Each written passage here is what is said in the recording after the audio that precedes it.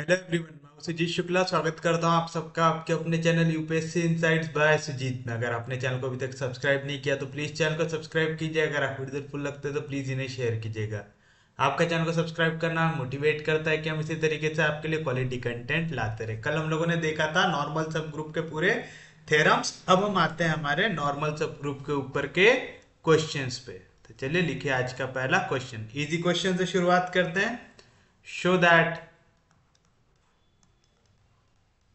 show that every subgroup show that every subgroup of an abelian group is normal. कह रहा है आपको दिखाना है, आप कोई भी सब ग्रुप ले ले एक अबिलियन ग्रुप का। अबिलियन ग्रुप याद है कौन सा होता था? एक ऐसा ग्रुप जो कम्यूटेटिव प्रॉपर्टी को भी सेटिस्फाई करता है, यानी x इंटू वाई इक्वल रहेगा y इंटू एक्स से for every X Y belonging to G. याद आ रहा है? मतलब closure, associative, existence of identity, existence of inverse के साथ साथ वो कम्यूटेटिव प्रॉपर्टी को भी सेटिस्फाई करता है। तो आपसे कह रहे हैं यहाँ पे कि जितने भी सब ग्रुप होते हैं अबिलियन ग्रुप के, ये कैसे होते हैं? नॉर्मल होते हैं, नॉर्मल सब ग्रुप होते हैं। तो चलिए प्रूव करते हैं। हम कोई भी रैंडम उठा लेंगे सब ग्रुप, तो आप लिखेंगे लेट एच बी एनी सब ग्रुप ऑफ अबिलियन ग्रुप जी। क्या लिखा आपने? एच कोई भी सब ग्रुप है, ठीक है, आपकी मर्जी जो वाला सब ग्रुप लेना है वो सब ग्रुप है अबिलियन ग्रुप जी का। अभी मैंने आपको थोड़ी देर पहले बताया था अबिलियन ग्रुप की खासियत क्या होती है। उसके कोई भी दो एलिमेंट हमेशा क्या करते हैं? कम्यूट करते हैं।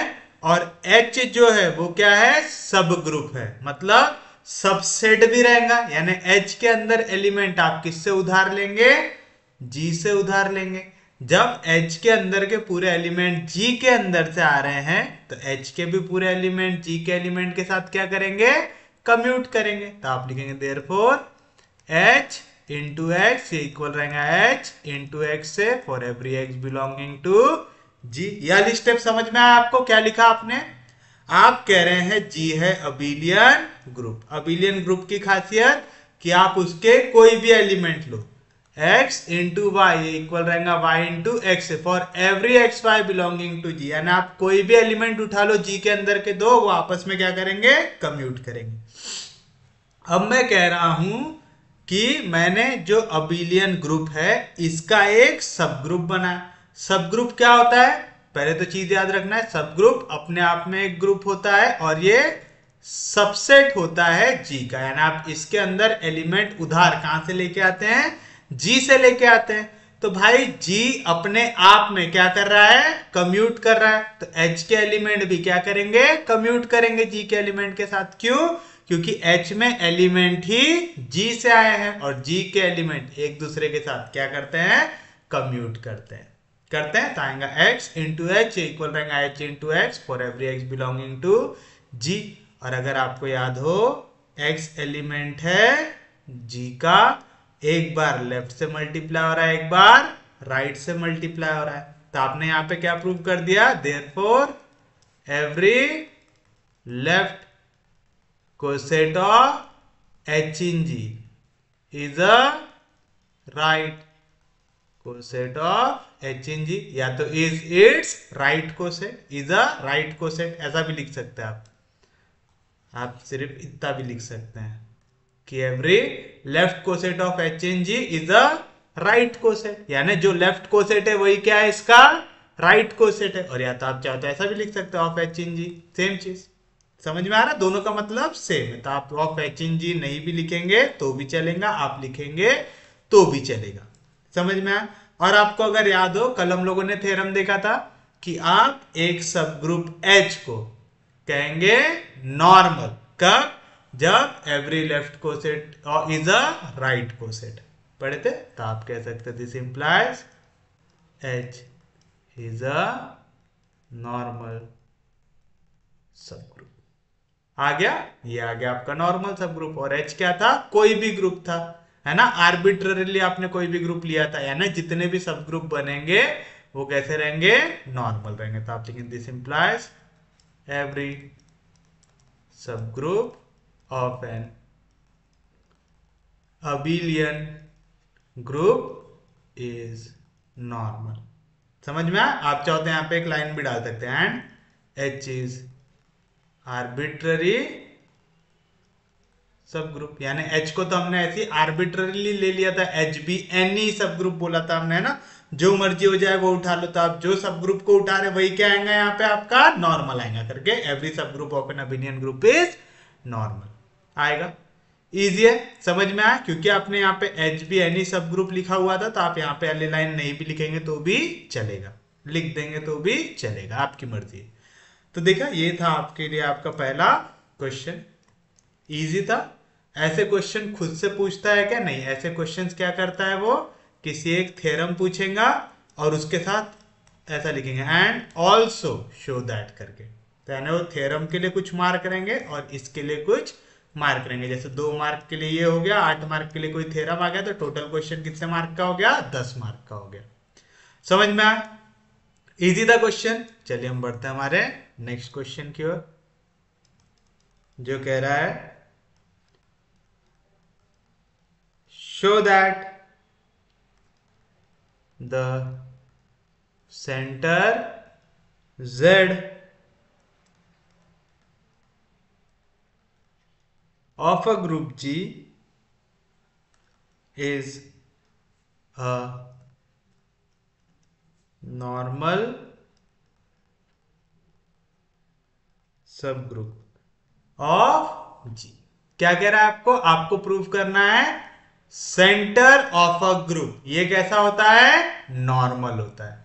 तो सबसे पहली चीज आपको अगर याद हो, नॉर्मल सब ग्रुप बनने के लिए उसने क्या रहना चाहिए, पहले ग्रुप रहना चाहिए। जो ग्रुप आपकी नॉर्मल वाली कंडीशन सेटिस्फाई करता है वो क्या बनता है, फिर आपका नॉर्मल सब ग्रुप बनता है। तो हमें पहले यहाँ पे सेंटर को क्या प्रूव करना पड़ेगा, सब ग्रुप, और फिर प्रूव करना पड़ेगा वो कैसा है, नॉर्मल सब ग्रुप है। क्योंकि यहाँ पे सेंटर आपको सब ग्रुप दिया हुआ है क्या, नहीं, तो आपको पहले सेंटर को सब ग्रुप प्रूव करना पड़ेगा। तो आप सॉल्यूशन लिखेंगे the centre Z of a group G is given by, अच्छा किसी को याद है क्या हम सेंटर को कैसे लिखते थे, इज गिवन बाय, सेंटर था हर वो Z, यानी हर वो एलिमेंट किसका, जो बिलोंग करता है G से। यानी आप सेंटर में एलिमेंट कहां से लेते हैं, ग्रुप से लेते हैं। तो पूरे के पूरे एलिमेंट उठा के डालते हैं क्या, नहीं, कुछ एलिमेंट जो ये कंडीशन को सेटिस्फाई करते हैं, क्या कि x इंटू जेड ये इक्वल रहता है z इंटू एक्स से, for every x belonging to G। यानी सेंटर में वो एलिमेंट आते हैं जो G के एलिमेंट के साथ क्या करते हैं, कम्यूट करते हैं। यानी आप ग्रुप के वो एलिमेंट्स को यहाँ पे लिखते हैं जो क्या करते हैं, कम्यूट करते हैं।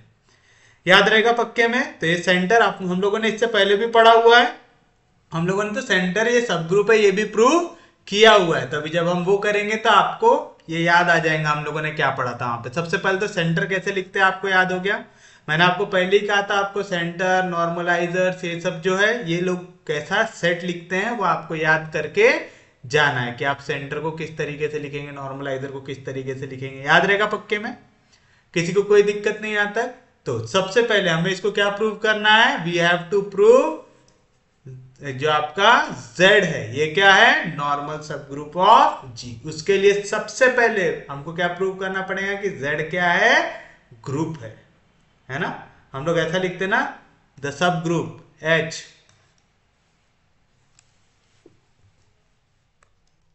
क्या लिखते हैं, the sub group H of a group G is normal if and only if, ऐसा लिखते हैं हम लोग हमेशा। तो देखिए हम लोग हमेशा H को क्या लेके चलते हैं, सब ग्रुप। तो यानी किसी भी चीज को नॉर्मल सब ग्रुप प्रूव करने के लिए पहले वो क्या होना चाहिए, सब ग्रुप होना चाहिए। यहाँ पे तो हमें सिर्फ सेंटर लिख के दिया हुआ है, ये दिया हुआ है क्योंकि सेंटर यहाँ पे सब ग्रुप है, नहीं दिया हुआ है। तो आपको सबसे पहले प्रूव करना पड़ेगा ये जो सेंटर है ये कैसा रहेगा, आपका सब ग्रुप रहेगा। तो चलिए हम लिखेंगे first we have to show that Z is a subgroup of group G। Prove करना है ये चीज आपको, आप लिखेंगे क्लियरली E एलिमेंट रहेगा G का, where E is identity element. आएगा क्या, कोई दिक्कत नहीं। और बताओ मैं E इंटू ई को ऐसा लिख सकता, ई इंटू ई क्यों लिख सकता हूं, ई इंटू ई, और इसका आंसर क्या आता है, ई आता है, कोई दिक्कत नहीं। और आप ई को किसी भी एलिमेंट के साथ मल्टीप्लाई कर ले, जैसे अगर मैं इसे ऐसा लिख दूं कि ई इंटू एक्स ये इक्वल है एक्स इंटू ई से लिख सकता हूं, और इसका आंसर कैसे इक्वल आता है, एक्स से। For every x belonging to G आ सकता है। और हमें पता है z के अंदर कौन से एलिमेंट आएंगे, z के अंदर वो एलिमेंट आएंगे जो x into z equal to z into x condition को सेटिस्फाई कर रहे होंगे। और ये z वाला एलिमेंट भी किससे आना चाहिए, g से। तो देखो e एलिमेंट है g का, यानी z एलिमेंट है g का, किस तरीके से, x इंटू जेड यानी x इंटू ई, ये इक्वल है z इंटू एक्स। जेड की जगह क्या है, ई तो आएगा e इंटू एक्स, इसका आंसर आता है e। लिख सकता हूं, यानी e जो है वो ये कंडीशन को सेटिस्फाई कर रहा है। तो मैं कह सकता हूं देयरफॉर e एलिमेंट आएगा मेरा सेंटर के सॉरी e एलिमेंट आएगा मेरा सेंटर के अंदर। आ रहा है, e अगर एलिमेंट आ रहा है मेरे सेंटर के अंदर, यानी जो मेरा सेंटर z है ऑफ ग्रुप g, ये कैसा है, नॉन एम्प्टी है। Therefore z is non empty subset of G। G का सबसेट क्यों लिखा हूं, क्योंकि आप देखिए यहां पे Z के अंदर एलिमेंट आप किससे ले रहे हैं, G से ले रहे हैं करके Z क्या रहेगा, सबसेट रहेगा G का। हमने दिखा दिया वो नॉन एम्प्टी है। अब या तो मैं 1 स्टेप टेस्ट लगा लू या तो 2 स्टेप टेस्ट लगा लू, तो मेरा काम जम जाएगा। तो चलिए मैं 2 एलिमेंट ले लेता हूं। तो लेट Z1 एंड Z2 ये दोनों के दोनों एलिमेंट हो जाए मेरे किसके, Z के। बताओ Z के अंदर कौन से एलिमेंट आते, जो xz equal to zx for every x belong to g, ये कंडीशन को सेटिस्फाई करते। मतलब अगर Z1 Z का एलिमेंट है तो मुझे क्या मिलेगा, x Z1 ये इक्वल रहेगा Z1 x से, एंड x Z2 ये इक्वल रहेगा Z2 x से for every x belonging to g। आएगा, कोई दिक्कत नहीं, किसी को भी कोई डाउट नहीं। तो चलिए अब हमें, अगर आप लोगों को याद हो, मुझे अगर प्रूव करना है कि ये जो Z है ये क्या है, सब ग्रुप है, तो मैं यहाँ पे 1 स्टेप टेस्ट लगा सकता हूँ या तो 2 स्टेप टेस्ट लगा सकता हूँ। अगर मैंने लिया हूँ Z1 Z2 ये एलिमेंट है काय के, Z के, और मैं कैसे तो भी प्रूव कर दूं कि Z1 Z2 का इनवर्स ये भी एलिमेंट है Z का, तो बाय 1 स्टेप सब ग्रुप टेस्ट मैं कह सकता हूं Z क्या बन जाएगा, सब ग्रुप बन जाएगा। याद है, आगे पार्ट पीछे से पार्ट तो नहीं कर रहे ना। तो देखो सबसे पहले मुझे क्या एलिमेंट चाहिए, Z2 का इनवर्स चाहिए। तो चलिए Z2 का इनवर्स बना लेते हैं। तो एज Z2 ये एलिमेंट है Z का है, and Z is a subset of G। तो मैं कह सकता हूं Z2 ये एलिमेंट रहेगा G का। कह सकता हूं Z2 Z के अंदर आ रहा है, और Z के अंदर मैं एलिमेंट किससे उधार ले रहा था, G से, तो पक्के में Z2 किसके अंदर आएगा, G के अंदर, and G is a group.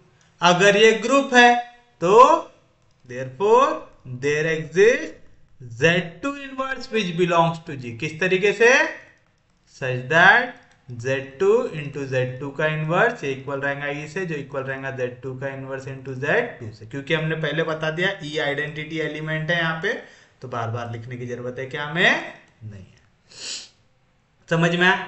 ये चीज समझ में आ गई, तो हमने बता दिया कि Z2 का इनवर्स भी एग्जिस्ट करेगा। क्यों? क्योंकि G ग्रुप है तो हर एक एलिमेंट का इनवर्स एग्जिस्ट करेगा। Z2 अगर एलिमेंट है G का तो इसका इनवर्स भी G के अंदर एग्जिस्ट करेगा। किस तरीके से? जब आप उसको उसके इनवर्स के साथ मल्टीप्लाई करेंगे तो आपको क्या मिलेगा? आइडेंटिटी एलिमेंट मिलेगा। तो आप इक्वेशन नंबर 1 पे आओ। तो फ्रॉम इक्वेशन नंबर 1 क्या है मेरे पास? x Z2 ये इक्वल है Z2 x for every x belonging to G।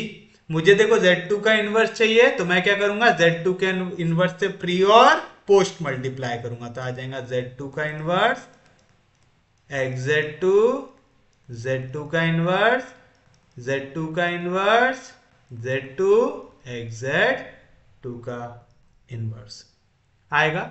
अब चलिए ब्रैकेट को ओपन करते हैं और इन्हें एक साथ लिखते हैं। तो मैं ऐसा लिखूं क्या? Z2 का इनवर्स x Z2 का इनवर्स, एक एलिमेंट उसका इनवर्स एक साथ लिख देता हूं। यहां पे भी एक एलिमेंट उसका इनवर्स एक साथ लिख देता हूं x Z2 का इनवर्स। बताओ Z2 का इनवर्स कैसे इक्वल है? E से। Z2 का इनवर्स Z2 का ऐसे इक्वल है E से, तो दोनों की जगह E आ जाएगा तो आ जाएगा Z2 का इनवर्स x इंटू E, ये इक्वल है E x Z2 के इनवर्स है। तो क्या मिला यहां से? Z2 का इनवर्स x ये इक्वल है x Z2 के इनवर्स से for every x belonging to G। इसी का मतलब क्या हो गया? इसी का मतलब हो गया कि x Z2 का इनवर्स ये इक्वल है Z2 का इनवर्स x से for every x belonging to G। यानी Z2 का इनवर्स भी G के एलिमेंट के साथ क्या कर रहा है? कम्यूट कर रहा है। जो भी एलिमेंट G के एलिमेंट के साथ कम्यूट करता है वो किसके अंदर आता है? Z के अंदर। तो दिस इंप्लाइज कि Z2 का इनवर्स ये भी एलिमेंट आएगा मेरा किसके अंदर? Z के अंदर। आ गया? किसी को कोई दिक्कत नहीं, कोई डाउट नहीं? पक्के में समझ में आया? सच में समझ में आया? अब ये लॉजिक लगाओ। एक बार यहां तक आपने प्रूव कर लिया, फिर अब क्वेश्चन में कुछ भी बचा नहीं है। हमें प्रूव करना है अगर Z1 Z2 एलिमेंट है Z के तो Z1 Z2 का इनवर्स भी एलिमेंट हो जाए X का। ये कब हो सकता है? ख्याल कीजिए, Z के अंदर एलिमेंट कब आएगा? जब वो G के एलिमेंट के साथ कम्यूट करे। मतलब अगर Z1 Z2 का इनवर्स इंटू X लो तो इसका आंसर आना चाहिए X Z1 इंटू Z2 का इनवर्स फॉर एवरी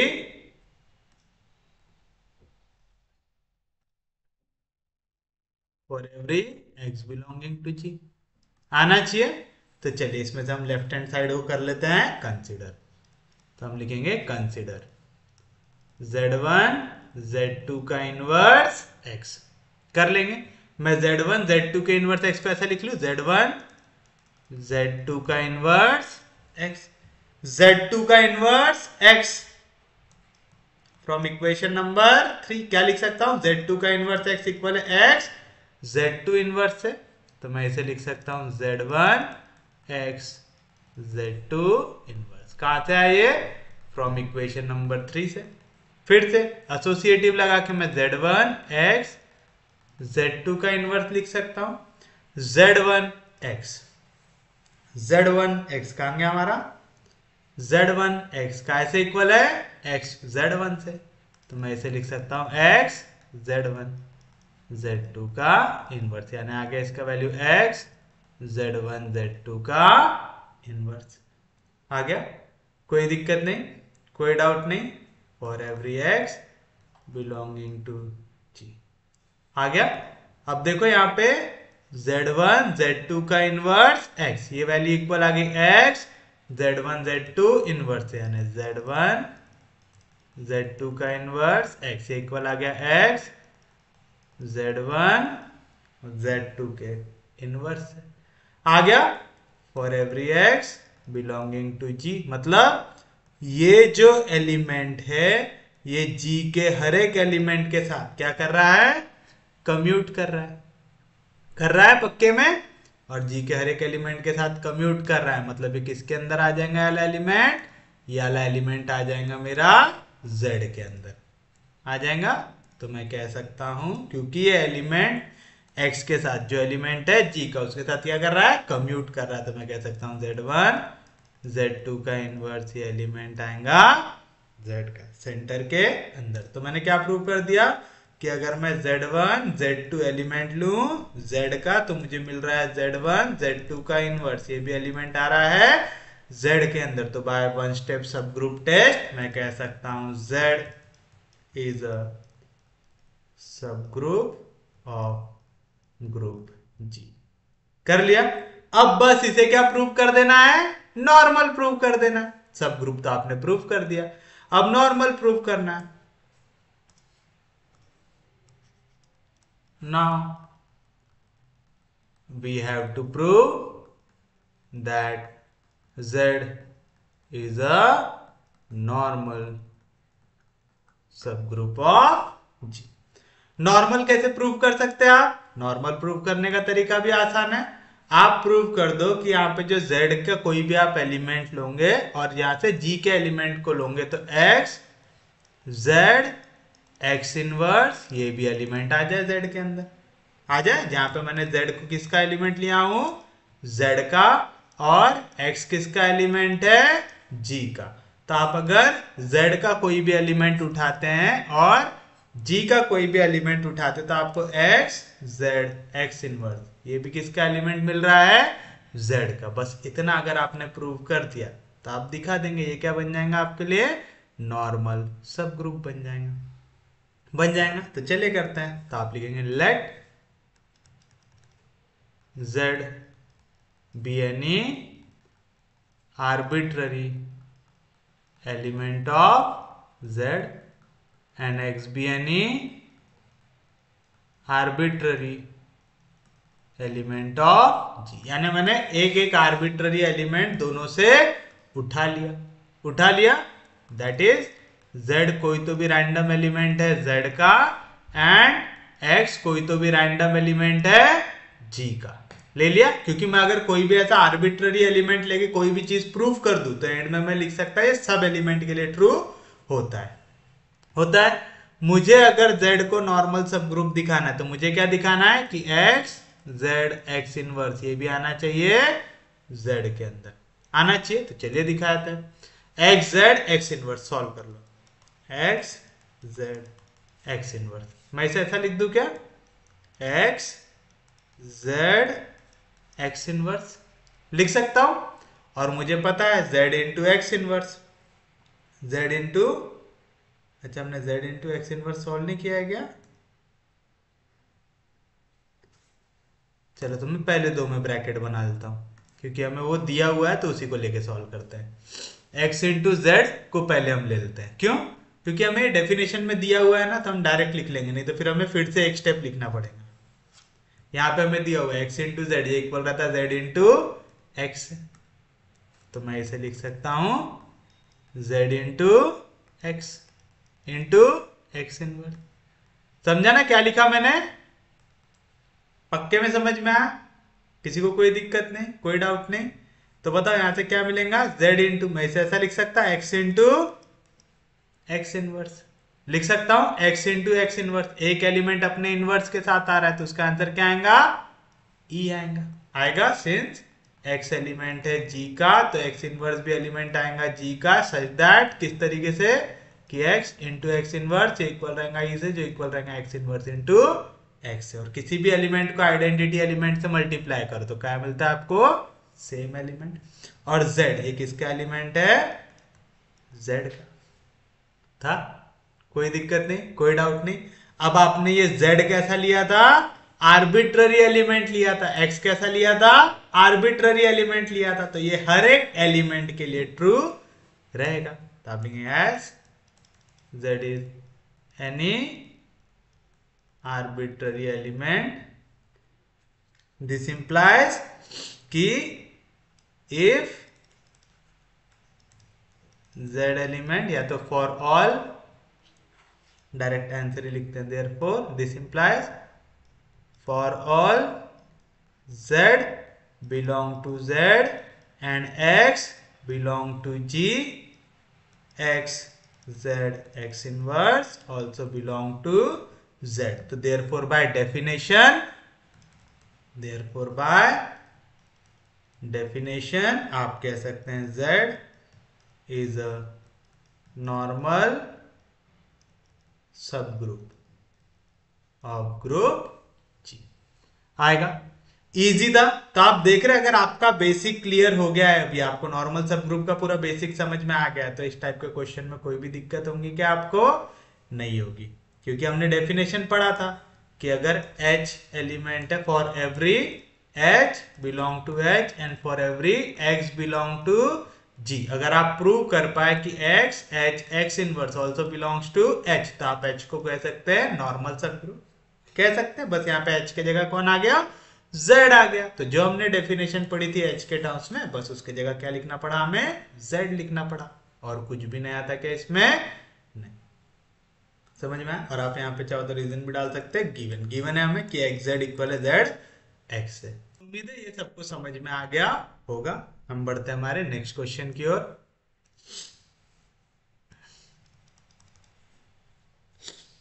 इफ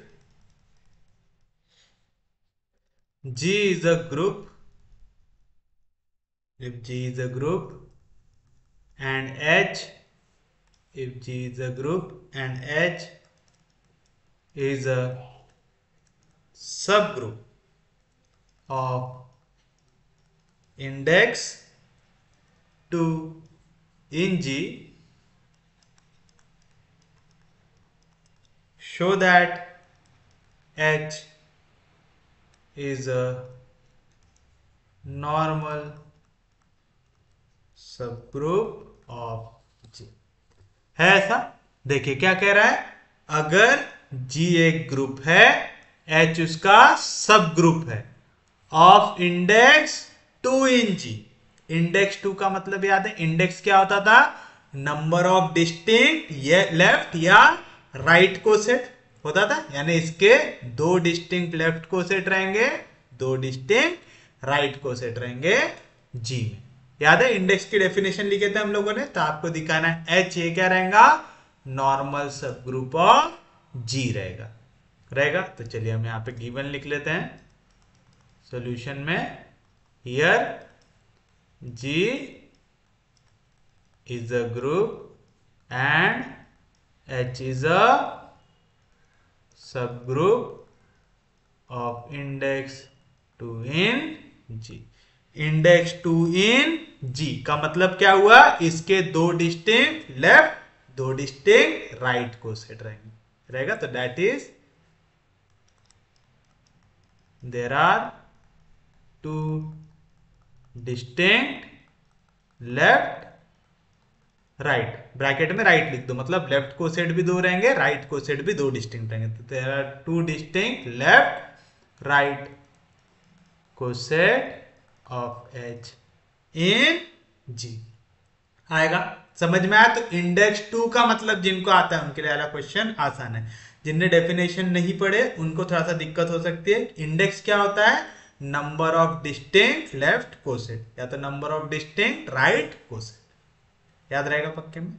किसी को कोई दिक्कत नहीं, कोई डाउट नहीं, यहां तक किसी को भी कोई दिक्कत होनी नहीं चाहिए। सबसे पहला जो कोसेट आपको मिल सकता है वो किससे बन सकता है? आइडेंटिटी एलिमेंट से। तो आप लिखेंगे क्लियरली E एलिमेंट होता है G का, होता है किस तरीके से? सच दैट कि आप E को मल्टीप्लाई कर लो पूरे के पूरे H से, H को मल्टीप्लाई कर लो पूरे के पूरे E से, आपका आंसर मिलता है इज इक्वल टू H मिलता है, जहां पे E किसका एलिमेंट है? G का। तो आप कह सकते हैं therefore H itself is a H itself is a left and right coset of H in G। तो कह रहा है यहां पे 2 अलग अलग आपके पास कोसेट आ सकते थे, 2 डिस्टिंक्ट कोसेट आ सकते थे। तो हमने उसमें सबसे पहला वाला ढूंढा। सबसे पहला ढूंढना सबसे आसान होता है। क्या पता है हमें? अगर ये ग्रुप है तो इसके अंदर आइडेंटिटी एलिमेंट तो रहेंगे ही, where E is identity element. और आइडेंटिटी एलिमेंट को आप H के किसी भी सेट से मल्टीप्लाई करो, कर सकते हैं। तो किसी भी सेट से मल्टीप्लाई होने के बाद भी वो आपको सेम सेट ही देगा, है ना। अगर H के अंदर एलिमेंट है H1, H2, H3, H4 and so on, इसको E से मल्टीप्लाई करो, EH क्या आएगा, EH1, EH2, EH3, EH4, और E से किसी भी एलिमेंट को मल्टीप्लाई किया तो सेम एलिमेंट मिल जाता है H1, H2, H3, H4 and so on. यानी E से मल्टीप्लाई करने के बाद पूरे सेट में कुछ भी चेंज आया क्या, नहीं आया। तो आपका पहला लेफ्ट और राइट को सेट आप किसको ले सकते हैं, उस सब ग्रुप को खुद से। H itself is a left and right coset of H in G ले सकते। अब हम लोगों ने एक थ्योरम पढ़ा था, वो देखते हैं। तो आप लिखेंगे late A be a element belonging to G। अब हम ले रहे हैं A एलिमेंट है G का, कोई भी आर्बिट्ररी एलिमेंट, ठीक है। तो A belong to G, be any arbitrary element.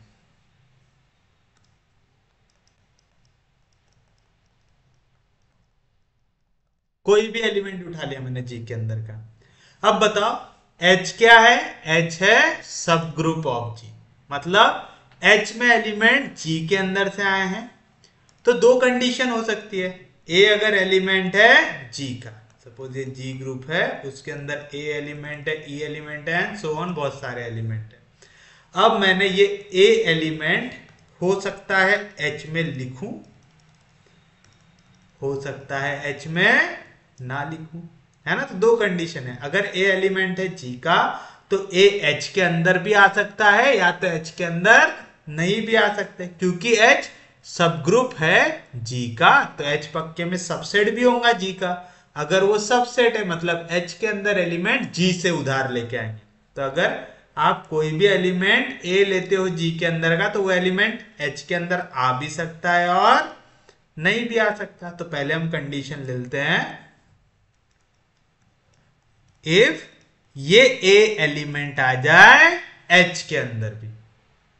मैं क्या बोल रहा हूं, अगर ये A एलिमेंट आ जाए H के अंदर भी, तो मैं ऐसा बोल सकता हूं क्या कि AH इक्वल रहेगा HA से, जो इक्वल रहेगा H से। बोल सकता है ऐसा, ये थ्योरम हम लोगों ने पढ़े थे कि अगर H is a sub group of group G, then क्या पढ़ा था हम लोगों ने, देन आपने पढ़ा था A एलिमेंट रहेगा H का if and only if AH equal रहता है HA से, जो इक्वल रहता है H से। आता है, पक्के में याद है ना सबको, अरे पक्के में याद है। A एलिमेंट अगर H का है तो if and only if AH equal रहेगा HA से, जो इक्वल रहेगा H से, पढ़े थे ऐसा। तो अगर A एलिमेंट है H का तो पक्के में अगर ये चीज ट्रू है तो ये चीज भी ट्रू रहेंगी, अगर ये चीज ट्रू है तो ये चीज भी ट्रू रहेंगी रहती है। तो आपको कह सकते हो AH इक्वल रहेगा HA से, जो इक्वल रहेगा H से रहेगा, जहां पे A एलिमेंट है G का है, ये A एलिमेंट है G का, और हमने कंडीशन लिया कि A एलिमेंट आ रहा है H के अंदर। A एलिमेंट है G का, AH इक्वल है H A से, मतलब लेफ्ट को सेट इक्वल है राइट। तो उम्मीद है ये सबको समझ में आ गया होगा कि अगर हम A एलिमेंट ले रहे हैं H का तो AH इक्वल है HA से, जिसकी वैल्यू आ रही है इक्वल टू H, जहां पे A एलिमेंट है G का। मतलब आपने यहाँ पे क्या प्रूव किया, चीज समझ में आ रही है ना, कि अगर मैं A एलिमेंट ले रहा हूं G का और ये एलिमेंट बन रहा है H के अंदर, यानी A आ रहा है H के अंदर, तब every left coset is equal to its right coset, क्योंकि A एलिमेंट है G का भी है। तो अगर A मल्टीप्लाई हो रहा है लेफ्ट साइड से तो होगा लेफ्ट को सेट, A मल्टीप्लाई हो रहा है राइट साइड से तो होगा राइट को सेट। तो मैंने क्या दिखा दिया, अगर ये जो आपने आर्बिट्ररी एलिमेंट लिया ये H के अंदर का एलिमेंट बन जाए तो उस केस में लेफ्ट को सेट इक्वल आएगा राइट को सेट से। क्योंकि अगर मुझे इसको नॉर्मल सब ग्रुप प्रूव करना है तो मैं ये भी कर सकता हूं कि मैं कोई भी लेफ्ट को सेट को राइट को सेट से इक्वल दिखा सकता हूं for every A belonging to G। दिखा सकता हूं। अगर ये कंडीशन मेरी आ गई तो मैं बोल सकता हूं ये क्या बन जाएगा, नॉर्मल सब ग्रुप ऑफ जी। तो केस 1 कैसे किए समझ में आया। अब आता है सेकेंड केस कि इफ ए ये एलिमेंट ना एच के अंदर, ठीक है। अब ए एलिमेंट एच के अंदर नहीं आ रहा है, तो मतलब जब मैं ए से मल्टीप्लाई करूंगा एच को, तो उस केस में ए एच और एच इक्वल टू एच आएंगे क्या, नहीं आएंगे। तो आप लिखेंगे then A H and H are distinct left coset of H in G and H A and H are distinct right coset of H in. ये चीज क्या लिखे समझा यहां पे सबको, कि अगर ए एलिमेंट एच का नहीं आएगा, हमने कहा कि अगर ए एलिमेंट रहेगा एच का तो हमें पता है कि ए एच इक्वल रहता है एच ए से, जो इक्वल रहेगा एच से, यानी लेफ्ट कोसेट राइट कोसेट दोनों कैसे आ जाएंगे, इक्वल आ जाएंगे। अब मैं कह रहा हूं ये पॉसिबल नहीं है भाई, अगर ये पॉसिबल नहीं है ना तो ये पॉसिबल भी नहीं है, समझ में आया। तो अगर ये पॉसिबल नहीं है मतलब ये वाला साइड की ये इक्वल आएंगे एच से, ये भी पॉसिबल नहीं है, समझ में आया। तो ये एच से इक्वल आए ये भी पॉसिबल फिर आपके लिए नहीं रहेगा, यानी ए एच भी एच से इक्वल नहीं रहेगा, एच ए भी एच से इक्वल नहीं रहेगा। समझ में आया पक्के में सबको, ये चीज समझ में आई। यानी एच और ए एच फिर उस केस में डिस्टिंक्ट एलिमेंट हो जाएंगे। तो आपने लिखा A H and H are distinct left coset of H N G, H A and H are distinct right coset of H N G. क्योंकि हमें एक तो पता है पक्के में कि एच तो पक्के में ही आपका लेफ्ट और राइट कोसेट रहने वाला है, H itself is a left and right coset of H N G रहेगा। यहां तक किसी को भी कोई दिक्कत होनी नहीं चाहिए। बट हमें दिया हुआ है इसका इंडेक्स कितना है, 2 है, और हमने यहां पे लिखा है एच ये सब ग्रुप है इंडेक्स 2 का, मतलब there are 2 distinct left and right coset of H in G. और हमें वो दोनों डिस्टिंक्ट के डिस्टिंक्ट मिल गए क्या, ए एच और एच। ये डिस्टिंक्ट लेफ्ट कोसेट हो गए एच ए एन एच, ये डिस्टिंक्ट राइट कोसेट हो गए। तो आप लिखेंगे since H has 2 distinct left coset of H in G, namely कौन कौन से आ जाएंगे, AH and H, therefore by decomposition of G in left coset मैं क्या लिख सकता हूं, डिकम्पोजिशन वाला कंसेप्ट याद है, आप जी को लिख सकते हैं as union of its distinct left या राइट कोसेट। तो मैं जी को in terms of left coset of H in G के टर्म्स में अगर लिखना चाहूं तो क्या आ जाएगा, ए एच यूनियन एच आ जाएगा। कोई दिक्कत नहीं, कोई डाउट नहीं। सिमिलरली इसके 2 डिस्टिंक्ट लेफ्ट कोसेट है जैसे, वैसे इसके 2 डिस्टिंक्ट राइट कोसेट भी कौन से, वो भी आपको मिल गए। Also H has 2 distinct right coset of H in G, namely कौन कौन से आएंगे, एच ए एंड एच आएगा। तो therefore by decomposition of G in right coset of H in G क्या मिलेगा, आप जी को लिख सकते हैं as union of its distinct right coset, तो आ जाएगा एच ए यूनियन एच। तो बताओ फ्रॉम ए एंड बी क्या मैं कह सकता हूं, ए एच इक्वल आएगा एच ए से, जहां पे ए एलिमेंट रहेगा जी का। कह सकता हूं ऐसा, कह सकता हूं, क्यों, आप बोल रहे हो जी को मैं बना सकता हूं यूनियन ऑफ दिस सेट करके, कर सकता हूं। अब देखो मैं कह रहा हूं H और AH ये कैसे हैं, डिस्टिंक्ट है। डिस्टिंक्ट मतलब इनमें कोई भी कॉमन एलिमेंट नहीं है ना। तो जी सेट ये दो डिस्टिंक्ट सेट को मिला के बना हुआ है, मतलब इसके कुछ एलिमेंट एच से आए हैं, कुछ एलिमेंट ए एच से आए हैं। एच के पूरे एलिमेंट लिख दिए, ए एच के पूरे एलिमेंट लिख दिए, तो हमारा जी पूरा का पूरा बन गया। तो यहाँ पे जी में बनाने में किसका योगदान था, एच और ए एच का। नीचे आओ, जी को बनाने में आपने किसका योगदान लिया, एच ए और एच का। एच ए और एच कैसे सेट है आपके, डिस्टिंक्ट सेट है, यानी इनमें कोई भी एलिमेंट कॉमन नहीं है। मतलब जी के अंदर एलिमेंट एच के पूरे आए और एच ए के पूरे आए, मतलब जी बना है एच और एच ए को मिला के बनाए। तो दोनों केसेस में आप सेम सेट बना रहे। सेम सेट बनाने के लिए आपने पहले तो एक एलिमेंट एच सेम यूज किया है, एच सेट आपने सेम यूज किया है, बचा हुआ क्या है, ए एच और एच है।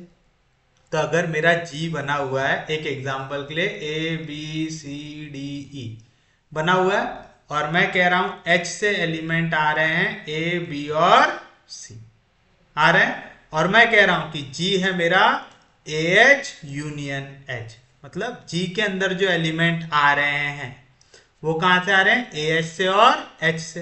तो जी के अंदर एच से कितने एलिमेंट आ गए, ए बी सी, तो पक्की सी बात है ए एच से कौन से आए होंगे, डी और ई आए होंगे। सेम चीज आपने जी को लिखा है एच ए यूनियन एच लिखा है, एच तो इस केस में भी सेम है, क्या है, A B C. A B C मतलब यहां से एच ए से भी कौन से एलिमेंट आए होंगे, डी और ई आए।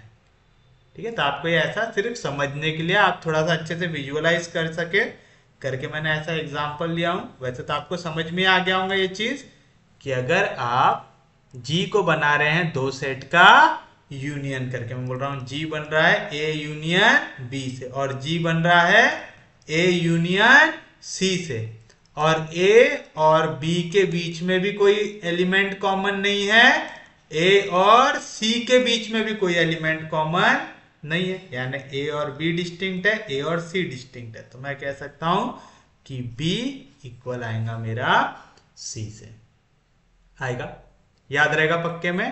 तो आप देखिए आपने यहां पे क्या प्रूव कर दिया है, and A is any arbitrary element of G.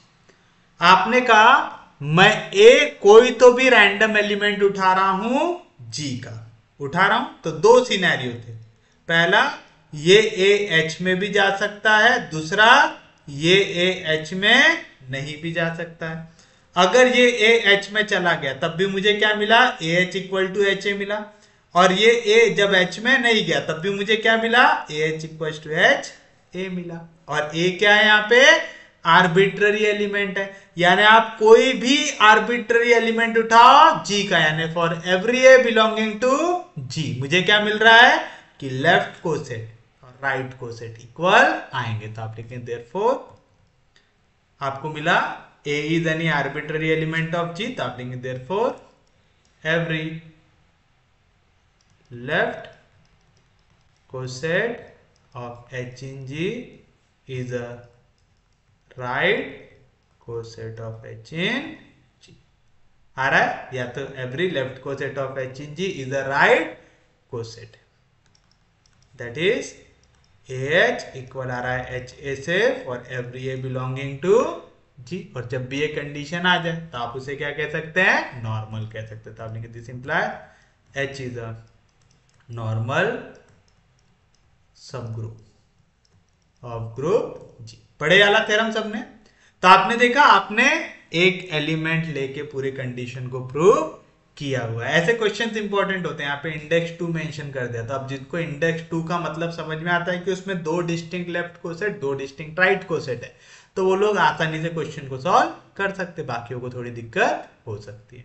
तो समझ में आया हमने कैसा दिखा है इसे, कोई दिक्कत नहीं, कोई डाउट नहीं। यानी आपने हर एक ए के लिए वाली वैल्यू को सेटिस्फाई किया, चाहे वो ए एच के अंदर जाए चाहे वो ए एच के अंदर ना जाए, हर एक सिनेरियो में मुझे लेफ्ट कोसेट और राइट कोसेट कैसा मिल रहा है, इक्वल मिल रहा है। और जब भी लेफ्ट कोसेट और राइट कोसेट इक्वल आते हैं तो हम लिख सकते हैं कि वो जो आपका सब ग्रुप है वो कैसा आता है, नॉर्मल आता है।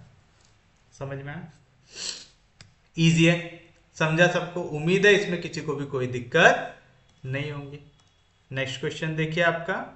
ऐसे क्वेश्चंस में कंसेप्ट बहुत जबरदस्त लगते हैं, तो आपको अच्छा बेसिक कंसेप्ट में अच्छी ग्रिप बनाना है, तभी आप ऐसे क्वेश्चन सॉल्व कर सकते हैं। If H is the only subgroup of order OH in a finite group G, in a finite group G, show that H is a normal subgroup of G। अब देखिए क्या कह रहा है, H एक लौता सब ग्रुप है of finite order group G का, जिसका ऑर्डर रहेगा OH। अब OH क्या है, यहां पे आप कुछ भी एक फाइनाइट वैल्यू ले सकते हैं, तो मैं सॉल्यूशन में लिख देता हूं, लेट OH को मैं रिप्रेजेंट कर देता हूं M से, where M is a finite number. ठीक है, तो यहां पे जो ऑर्डर है वो भी कैसा आएगा, फाइनाइट आएगा। ठीक है, फाइनाइट नंबर लिख दिया ऐसा, तो आप लिखेंगे हियर क्या दिया मुझे, H is the only subgroup, here H is the only subgroup of order को मैंने कैसे डिनोट कर दिया हूं, M से, तो of order M in a finite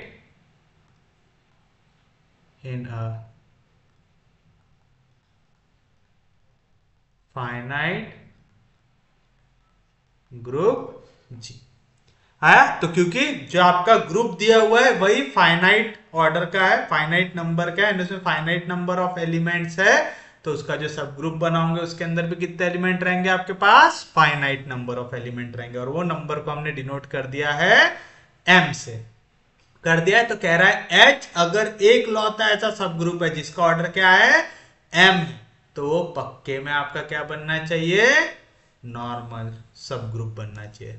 तो to prove H is a normal, to prove H is a normal subgroup of group G। करना नॉर्मल सबग्रुप प्रूव करने के लिए हम क्या प्रूव कर सकते हैं, अगर हम दिखा दे कि H इक्वल आ जाए H X इनवर्स से for every X belonging to G, तो हम कह सकते हैं ये H क्या हो जाएगा आपके लिए, नॉर्मल सब ग्रुप हो जाएगा। यानी मुझे यहाँ पे दो ग्रुप को इक्वल दिखाना है, एक H को और दूसरा X इनवर्स को दिखाना है, ऐसा आपको इक्वल। अब आप देखिए हम ये कैसे करेंगे, हमें सबसे पहले ये एक सब ग्रुप लेने की कोशिश करना पड़ेगा, लेने की कोशिश करेंगे, तो हम करेंगे इसे कंसिडर X इनवर्स। हम दिखाएंगे कि ये भी क्या है, एक सब ग्रुप है इसका, है। तो आप यहाँ पे लगे तो एक और लाइन यूज कर दो, H इज ओनली सब group of order M in a finite order group G। तो H की वैल्यू आएंगी H1, H2, H3 up to HM। यानी यहाँ पे कितने डिस्टिंक्ट एलिमेंट है? M डिस्टिंक्ट एलिमेंट है, वेयर कोई भी HI और HJ इक्वल नहीं रहेगा। For every one is less than equal to I, J which is less than equal to M। ये चीज समझ में आई ना आपको? क्या लिखा मैंने? हम लिख रहे हैं H का ऑर्डर है M, मतलब H के अंदर M क्या है आपके पास? डिस्टिंक्ट एलिमेंट है। तो H सेट में M डिस्टिंक्ट एलिमेंट है, तो H1, H2, H3, H7 आ गया। ये डिस्टिंक्ट एलिमेंट है, मतलब कोई भी दो सेम नहीं हो सकते। तो आप H2 और H3 को इक्वल नहीं लिख सकते, तो मैंने लिखा HI और HJ इक्वल नहीं है, जहां पे I और J की वैल्यू 1 से लेके M के बीच में कुछ भी ले लो। समझ में आ रही चीज? अब हम इसे दिखाएंगे कि H इक्वल आ जाएगा H X इनवर्स से। लेकिन आप ऐसे ही किसी दो को इक्वल दिखा सकते हैं क्या? H क्या है? सब ग्रुप है, तो ये भी इक्वल किससे रहेगा? किसी न किसी सब ग्रुप से। तो हम सबसे पहले इसे दिखाएंगे कि ये क्या है? सब ग्रुप है। करेंगे तो हमने X H X इनवर्स को कंसीडर किया, जहां पे ये X एलिमेंट किसका है? G का है। B एनी आर्बिट्ररी एलिमेंट ले लिया आपने, ऐसा किसी को कोई दिक्कत नहीं। तो हम सबसे पहले इसे दिखाएंगे क्या है? ये एक सब ग्रुप है। सब ग्रुप दिखाने के लिए क्या करना पड़ता है, याद है क्या सबको? अगर मैं A और B एलिमेंट ले रहा हूं H का, तो A इंटू बी भी एलिमेंट आना चाहिए H का, अगर मैं 2 स्टेप लगा रहा हूं, और सेकेंड A इनवर्स भी एलिमेंट आना चाहिए H का, आना चाहिए। ये था हमारे लिए 2 स्टेप टेस्ट था। तो अगर मैं 2 एलिमेंट ले लूं यहां से, तो मैं लिखता हूं इफ A एंड B, ये एलिमेंट है X H X इनवर्स के, देन A कौन से फॉर्म में आएगा? X H का कोई तो भी एलिमेंट, मैं देता हूं H1 X inverse, and B किस तरीके से आएगा? X H का कोई तो भी एलिमेंट X2 X इनवर्स, जहां पे H1 और H2 ये एलिमेंट आएंगे H के। ये चीज समझ में आया? मैंने 2 एलिमेंट ले लिया इससे, इस सेट से X H X इनवर्स, इस सेट से मैंने क्या किया? 2 एलिमेंट को ले लिया। क्यों? क्योंकि यहाँ पे देखो ऑर्डर दिया हुआ है। ऑर्डर किससे निकलता है हमारा? नंबर ऑफ एलिमेंट से निकलता है। तो अब हमें क्वेश्चन को नंबर ऑफ एलिमेंट से ही सॉल्व करना है। हम दूसरी मेथड लगा सकते हैं क्या? नहीं। तो चलो, A की वैल्यू आ गई X H1 X inverse, X H2 X inverse आ गई। हमें पहला स्टेप क्या प्रूव करना है कि A इंटू बी, ये भी एलिमेंट इसी सेट के अंदर का आना चाहिए। तो चलिए, A इंटू बी की वैल्यू क्या आ जाएगा? A क्या है? X H1 X का इनवर्स, इंटू B क्या है? X H2 X का इनवर्स आएगा। ब्रैकेट ओपन करो तो क्या मिलेगा? X H1 X का इनवर्स, X H2 X का इनवर्स। ये दोनों को देखो, इनवर्स आ रहा है और X आ रहा है, आ रहा है। बताइए X किसका एलिमेंट है? G का एलिमेंट है। तो X का इनवर्स भी किसका एलिमेंट आएगा? G का, क्योंकि G क्या है यहाँ पे? ग्रुप है। तो सच दैट किस तरीके से कि X into X inverse equal रहेगा E से, जो इक्वल रहेगा X इनवर्स इंटू X से, where E is identity element आएगा, जहां पे E क्या है आपके लिए? आपका आइडेंटिटी एलिमेंट है। आ गया? तो इसके जगह आ जाएगा E, तो आएगा X H1E X2 X inverse, और आइडेंटिटी एलिमेंट से किसी को भी मल्टीप्लाई करो, आपको क्या मिलता है? Same element. तो आएगा X H1 H2 X का इनवर्स आएगा। आप एक चीज बताइए, H1 H2 किसके एलिमेंट है? H के। H क्या है? सब ग्रुप है। अगर वो सब ग्रुप है, इसका मतलब अपने आप में भी क्या है? एक ग्रुप है। तो क्लोजर प्रॉपर्टी सेटिस्फाई करेगा कि नहीं करेगा? करेगा। तो H1 इंटू H2, ये भी किसका एलिमेंट रहेगा? H का। अब देखो X जैसा था वैसा, H1 इंटू H2 ये किसका एलिमेंट है?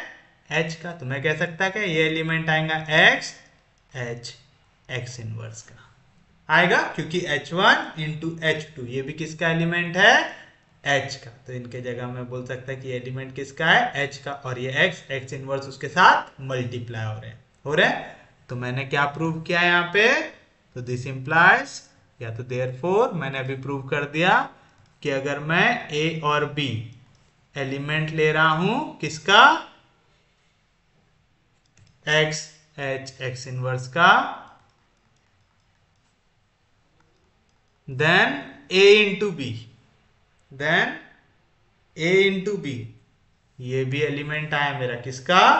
X H X इनवर्स का।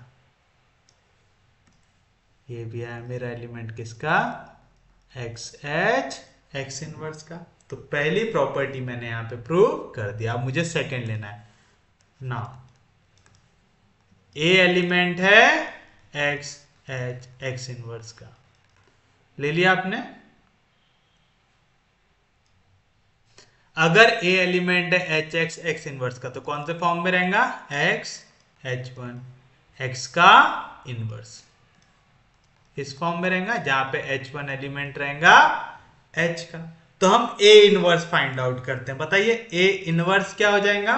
वो हो जाएगा X H1 X इनवर्स का इनवर्स आ जाएगा। A के ऊपर इनवर्स लगाना है, आपको लगाना है, लगाइए इनवर्स। हमने पढ़ा था A B का इनवर्स क्या रहता है?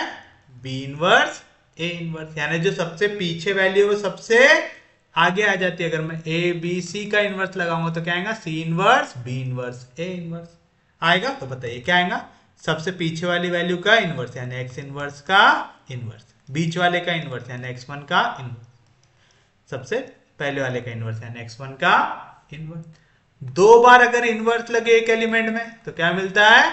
Original element. तो X इनवर्स का इनवर्स क्या बचेगा? X X1 का इनवर्स X इनवर्स, ये आगे वैल्यू A इनवर्स की। बताइए X1 किसका एलिमेंट है? H का, and H is a sub group. अगर H सब ग्रुप है तो अपने आप में भी क्या है? ग्रुप है। अगर ग्रुप है तो एग्जिस्टेंस ऑफ इनवर्स रहेगा कि नहीं रहेगा? रहेगा। तो X1 का इनवर्स ये भी किसका एलिमेंट रहेगा? H का। तो मैं बोल सकता क्या कि A का इनवर्स ये एलिमेंट रहेगा X, H1 का इनवर्स किसका एलिमेंट है? H का, और X इनवर्स आ गया। तो मैंने यहाँ पे क्या प्रूव कर दिया? हेंस मैंने प्रूव कर दिया पहला कि अगर A और B एलिमेंट है X H X इनवर्स के, this implies A into B भी एलिमेंट है X H X इनवर्स का। और सेकेंड प्रूव किया अगर A एलिमेंट है X H X इनवर्स का तो उसका जो इनवर्स है वो भी एलिमेंट है X H X इनवर्स का। तो देयरफॉर बाय टू स्टेप सब ग्रुप टेस्ट मैं कह सकता हूं X H X inverse is a H X X inverse is a sub group और ग्रुप जी। तो बताओ हम निकालेंगे इसका ऑर्डर क्या होगा? तो चलिए निकालते हैं। Therefore X H X inverse, बताओ ये कैसे मिल रहा है? आप H को लेफ्ट से भी X से मल्टीप्लाई कर रहे हैं, राइट से X के इनवर्स से मल्टीप्लाई कर रहे हैं। तो चलिए बताइए H के एलिमेंट क्या है? H1 H2 H3 H4 so on up to HM। इस तरीके से आपने क्या किया? आपने X को लेफ्ट से भी मल्टीप्लाई किया, राइट से X इनवर्स को मल्टीप्लाई किया। फिर से लिख देता हूं इसे, किया तो ये कुछ इस तरीके से बनेगा X H1 X का इनवर्स, X H2 X का इनवर्स, X H3 X का इनवर्स, और लास्ट बचेगा X HM X का इनवर्स बचेगा। ये चीज समझ में आया ना? H सेट था H1 H2 H3 up to HM, ये थे उसके M डिस्टिंक्ट एलिमेंट। तो X H X इनवर्स कैसे बचेगा? x को लेफ्ट से मल्टीप्लाई करो x से, राइट से मल्टीप्लाई करो x के इनवर्स से, तो लेफ्ट से आ गया x, राइट से आ गया x का इनवर्स हर एक एलिमेंट के साथ। अब हम देखेंगे इसमें कितने डिस्टिंक्ट एलिमेंट है। इसमें भी कितने डिस्टिंक्ट एलिमेंट रहेंगे, m डिस्टिंक्ट एलिमेंट रहेंगे। तो this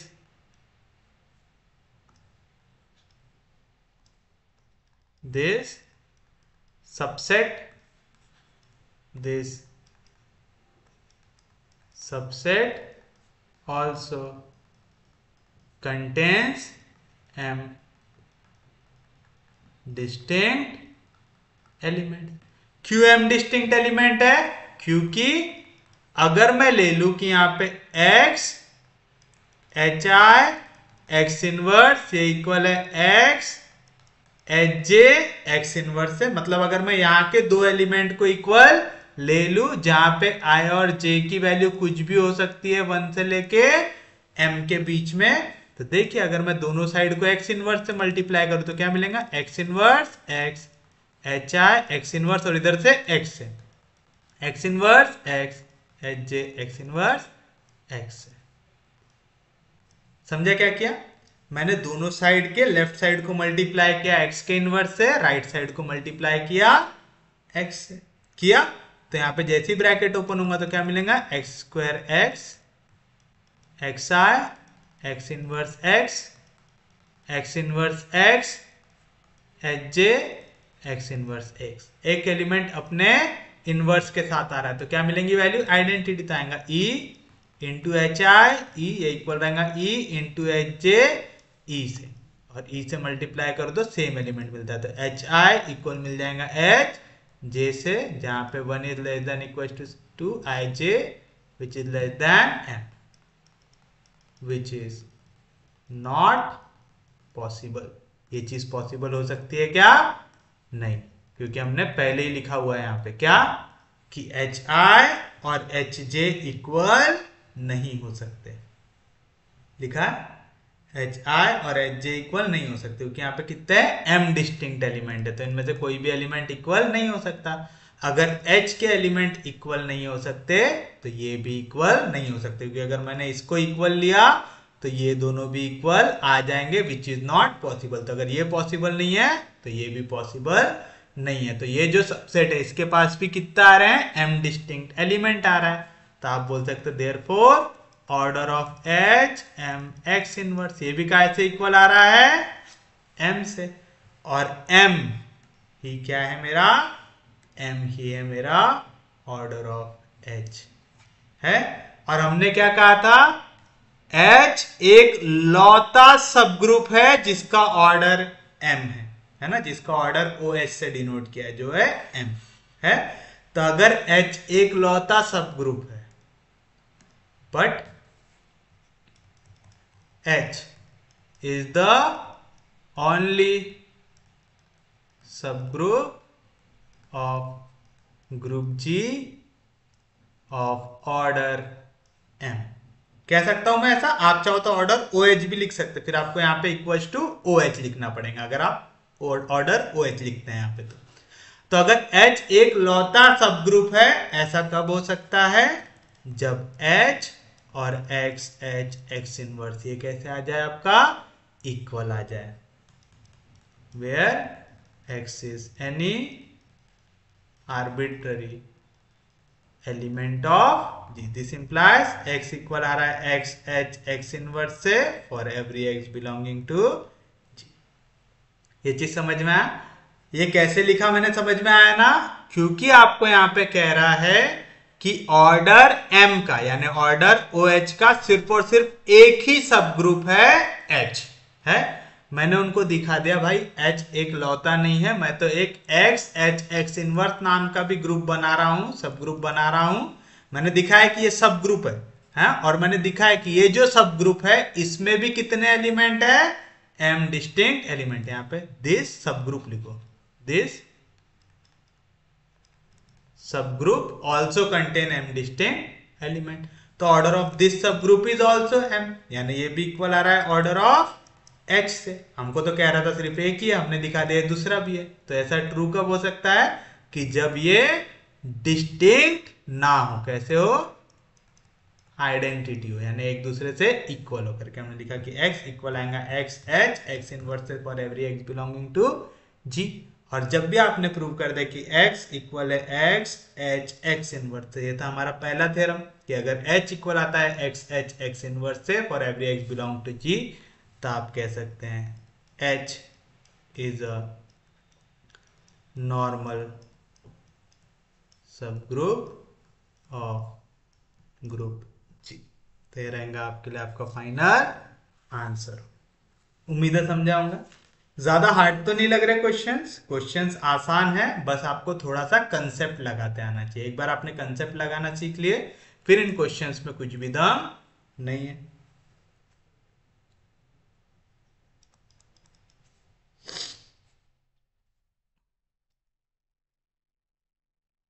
show that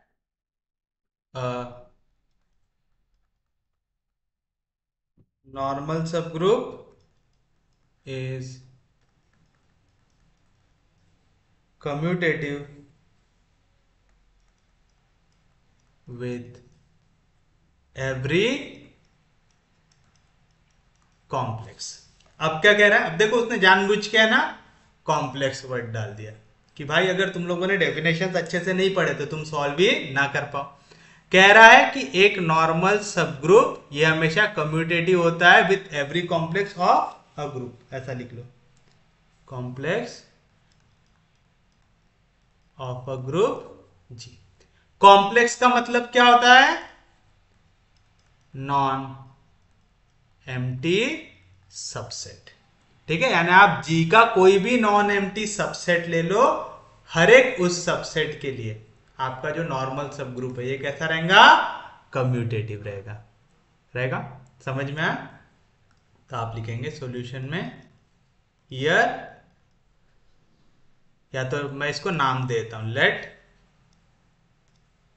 late n be a normal सब ग्रुप ऑफ ग्रुप जी।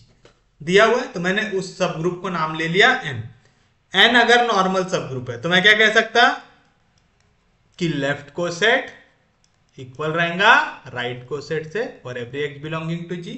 यानी आप x का कोई भी एलिमेंट ले लो, g का कोई भी एलिमेंट x ले लो, तो x इंटू एन ये इक्वल रहेगा n इंटू x से। कह सकता मैं ये सब ग्रुप के लिए हमने थ्योरम प्रूव कर लिया है कि लेफ्ट को सेट इक्वल रहेगा राइट को सेट से रहेगा, कोई दिक्कत नहीं। तो xn इक्वल है n x। अब देखो x एलिमेंट किसके हैं, g के हैं। अगर x एलिमेंट g के हैं और मैं इसका कोई भी कॉम्प्लेक्स बनाऊं तो आप लिखेंगे let h be any complex of g। मैंने क्या बोला, h कोई भी कॉम्प्लेक्स है g का, यानी कोई भी नॉन एम्प्टी सबसेट है g का। अगर ये नॉन एम्प्टी सबसेट है g का तो h के अंदर एलिमेंट कौन से आएंगे, h1 h2 h3 and so on आएंगे, जहां पे ये h1 h2 h3 and so on ये सब के सब किसके एलिमेंट रहेंगे, g के एलिमेंट रहेंगे। आप एक चीज बताइए, h1 h2 h3 ये सब किसके एलिमेंट है, g के। और आप कह रहे हैं g के हर एक एलिमेंट के लिए xn इक्वल रहेगा n x से रहेगा। तो आप कह सकते हैं दिस इंप्लाइज कि x1n ये इक्वल रहेगा n x1 से, h2n ये इक्वल रहेगा n h2 से, h3n ये इक्वल रहेगा NH3 से एंड सो ऑन। तो इन जनरल में इसे ऐसा लिख दूं क्या कि HN इक्वल रहेगा NH से, लिख सकता, where H is a complex of G। Complex का मतलब समझ में आया, कॉम्प्लेक्स का मतलब है नॉन एम्प्टी सबसेट, यानी आपको H के अंदर एलिमेंट किससे उधार लेके आना है, G से।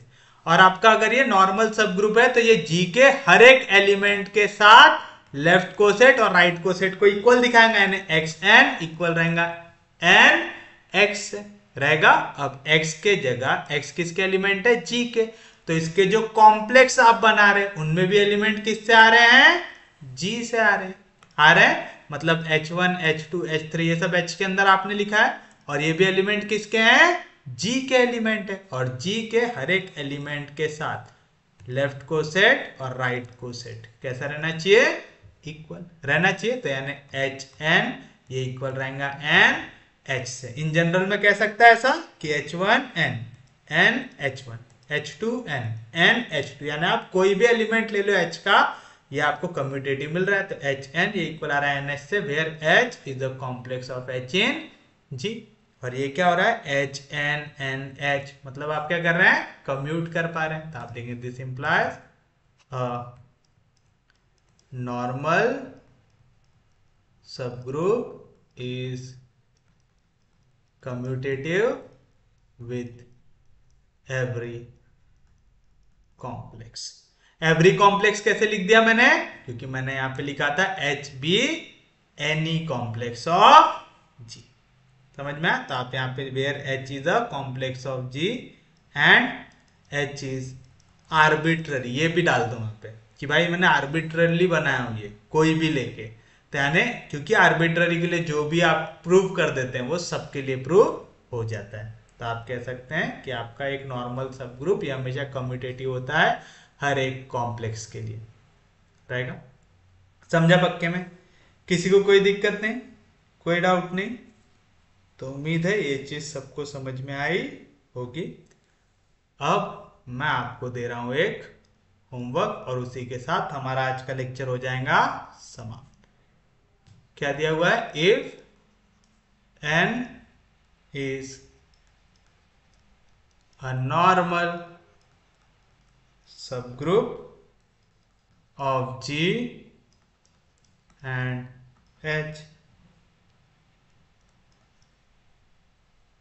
H is any subgroup of G, show that NH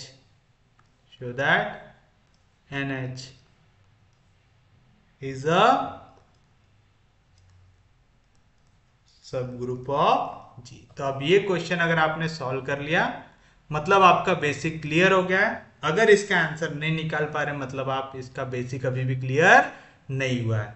आपको कह रहा है अगर n ये एक नॉर्मल सबग्रुप है g का, यानी xn इक्वल रहेगा nx से for every x belonging to g रहेगा।